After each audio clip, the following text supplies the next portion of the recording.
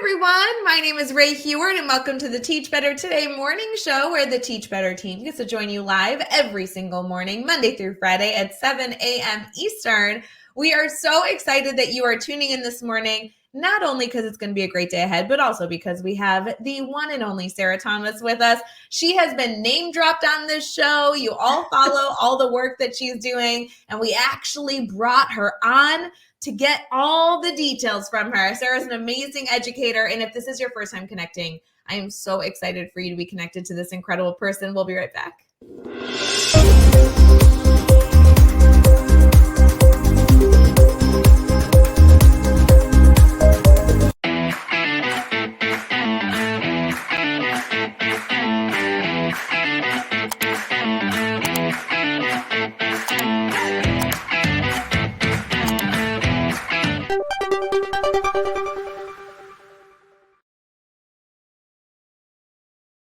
Hey everyone, good morning. Sarah is with us. Sarah, how you doing today? Hey Ray, doing great. How about yourself? Good. I am so glad that you found the time in your busy schedule to come hang out with the Teach Better family. This is awesome. Oh, always. I'm honored to be here. Like it's we were saying pre-show that it's been a while since we connected, so I'm so glad to be back in touch. I know. Is that like my shameless plug? Is I'm like, hey, will you come on the Cheap Better Today show so we can like catch up and hang out for a minute and like it kind of counts as working?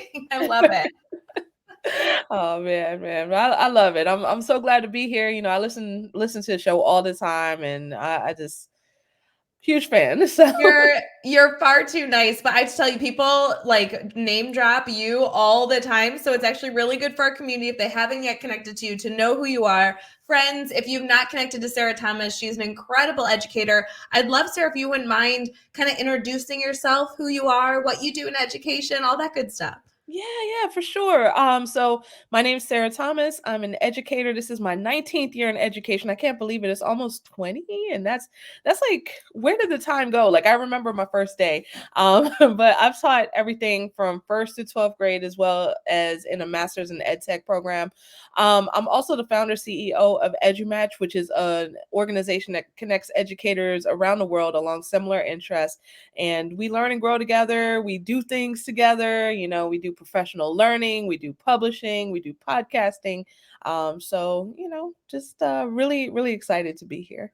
Friends, EduMatch is one of the few places that we always love to send educators to. We love the EduMatch family. They're good people. They're very similar to the Teach Better family, where you can always expect a good product with good intention, good objectives alongside it. And Sarah, we just love like everyone connected to you are just good people trying to do good work. And that to me is the essence of what makes a good educational network, is getting good people around you that want to improve the field in some way, shape, or form. Oh yeah, totally. And the same can also be said about you all. Like, we have a lot of mutual friends, a lot of great people that are just doing some amazing things. So very honored to be connected with them and with you all. I want to give you a big shout out because you guys started, and I feel like I've been following, better yet, I've been stalking EduMatch from the beginning, but it really started with publishing really fun, quality educational books. And these were books that many of you listening, you probably don't even know it. You have an EduMatch book on your teacher shelf. These are books that are coming out from all over educators around the US, and I know that you all have seen them. But now, big celebration, you're really getting into the schools more often. You're doing this professional learning. You want to have more contact with educators, not just by getting great content in their hands, but really by giving them kind of, it seems like, at least from the outside, more mediums to get good information. Do you mind sharing a little bit about that journey? This has been a few months that it's been announced, but I'm sure a long time coming. Yeah, totally. So I appreciate all the kudos. And yeah, so we started out like totally grassroots, just like, hey, I know this person who knows this person who knows this person, and y'all might vibe together. So, let's connect you over Twitter. Let's connect in our Voxer group and our Facebook group, things of that nature. And it's really been driven by the community. People have said, hey, I would love to do X, Y, and Z before I retire, so we were just like, okay, let's do it together. So that's kind of where the publishing came from. So many people wanted to be authors. So many people wanted to put their voices, their content out there. So so we started doing that. And then around 2020, then we started entering the professional learning space because there were so many of us who were already presenting. So, Why not? yeah, exactly. And the opportunity came around to start with some amazing partnerships like out the gate. So I was just like, all right, yeah, this is absolutely where we want to go. So we're honored to be connected with so many great organizations. I feel like I'm like name dropping, but I'm super excited because there was just one like one that came through yesterday at the time of recording. So I just wanted to share that Adobe is our newest partner. So we are super excited. And, Google, Tech, Brain Buffet. We have so many amazing partners, IDEA, Digit Institute, and I am forgetting someone I know. So I'm going to stop Inevitable. there. Yeah. Yeah, When you have a lot of partnerships with all these different businesses and organizations that are trying to do good work for educators, you can't simply name them all, right? I'm sure exactly. your website or somewhere great where we're shouting out Yeah. about the people that continue to support bringing EduMatch into more teachers' lives. Absolutely. Yeah, they're all on our website. So charge my head and not my heart if I forgot. So good. Sarah, a lot of people have gotten the opportunity to learn from you, but we want to get to know you as an educator, what you're passionate about, what brought you to this field, and everything else. So we'll be right back for our Team Talk section.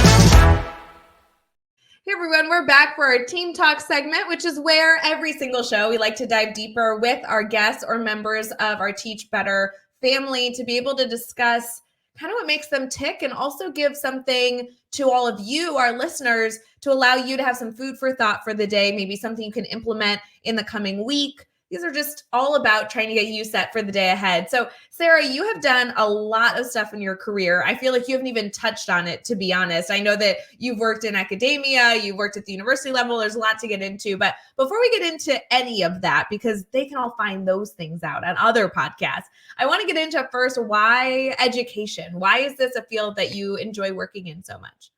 Oh my goodness. Ever since I started working, I want to say my first job, I was maybe like 12 or 13, and I was a kid's soccer ref. Like that was my very first job. And then right after that, I started working at a summer camp. Started working at a daycare and a gym, then the summer camp. And I mean, it's just been all my life. I've been drawn to working with young people ever since I was a young person. And I guess technically, depending on who you ask, I might still be a young Yeah, person. I think we're all young people, right? I Exactly. want to know in the comments, friends, as you're watching this, how old do you have to be where you're not a young person anymore? Because I'm pretty sure by now with technology, it's like 112. I'm pretty sure. Yeah. Exactly, exactly. Yeah, but I mean, it's always just there's that refreshing energy. And I went to school for radio, television, film. But my mom started working at a middle school right around my sophomore year in college, and when I went to her classroom to volunteer and to help her set up and to actually work with the kids, and for me that was a wrap. I was like, this is where I have to be. So right after graduation, went into an alternative certification program and started teaching shortly thereafter. Wow, amazing journey. So now you are in the education space. You've been able to have a lot of roles. With the support you're giving to educators now, do you find that there's something educators are really leaning on right now? Maybe a phrase or a strategy that you find yourself kind of repeating often because it seems to be really helpful with where education is now in 2024? Mm. That's a really good question. So I guess I have to like kind of talk it through because I don't have an answer off the top of my head. But I know like one thing that is major right now is artificial intelligence. Yes. And Hello. yeah, so Huge. yeah, so it's all over the place. And in speaking with educators, I've gotten a lot of different perspectives and a lot of different takes on it. But one thing that just kind of keeps coming up, whenever people say that it's like a tool for cheating or things like that, then that just kind of takes me back. I wasn't really teaching at the time where Google first came out. But when Google first came out, then people were, from what I heard, saying the same thing. And I mean, it's really just a tool. Like, our students, we teach them the foundations, we teach them to level up, and then this tool can also help them further refine, further level up, and it can even teach them some things themselves. There's some tools. I was on a demo for a tool yesterday that actually was a debate coach for a student that they could kind of go back and forth and strengthen their argument. So, it's a tool just like anything else.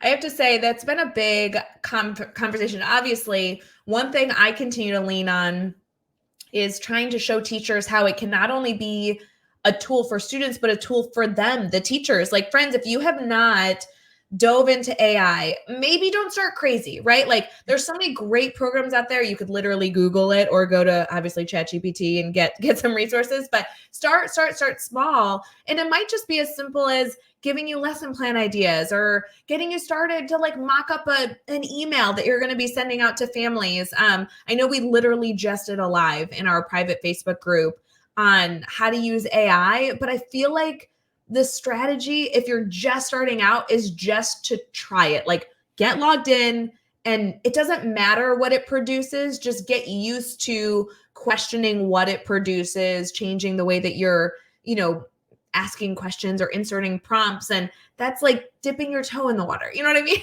Yeah, totally. I love what you said. Just try it. There's a Sesame Street song that said, just try it, try it. We're watching a lot of Sesame Street these days. I have a toddler, so I think that's good, right? With the toddler, I feel like there's always little things I take away from those kid shows that the girls will have on, and I'll be like, that actually was a really good lesson. Like, Bluey got it down. Have you gotten into Bluey yet? That's where you're headed. I'm telling you. All right, we're gonna check Bluey out soon. I warn you, it changes the game. I think I'm a bigger Bluey fan than the girls. Really? Okay. I'll prepare myself. I'll brace myself. It's so cute. So good. So yeah. Sarah, obviously our community could learn from you for hours. Many of our community members do. I vividly remember the moment that I was introduced to who you were. It wasn't by meeting you. I had one of your authors reach out, and I was featured in one of your first few books you published. Yeah, the second one. Yeah, the second one. I had no idea what was going on, but I remember sitting in my bed actually, and Googling you. I was like, who is Sarah Thomas? And now you've been able to do so much. So if you had to maybe share your soapbox idea, your soapbox moment, if this is the only thing that educators take away from this conversation, what do you want to leave them with? Okay, so this is not fully fleshed out. No, it's not supposed to be. We're just chatting. Yes, indeed. But a thought that I had this morning that I'll share. So a lot of times when we have good things happen in our lives, then instead of sitting in the moment and like enjoying it and relaxing and just feeling those great feelings, then a lot of times we're waiting for the other shoe to drop. And that's my fatal flaw. But today I just kind of had the aha moment that, the other shoe is a myth. There's no like magical, cosmic karma that's going to come and make everything terrible just because something great happened. Life has its ups and downs.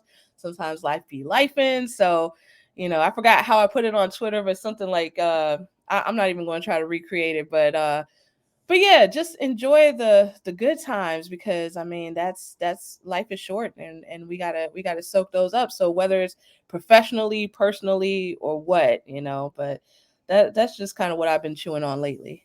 I love that you're chewing on that. I just saw on Instagram, it literally must have been this morning as I was looking, this quote that said, if you're gonna spend any amount of time in your day worrying about the worst case scenario, you should spend the equal amount of time worrying about the best case scenario or the middle scenario. And typically those are going to be positive.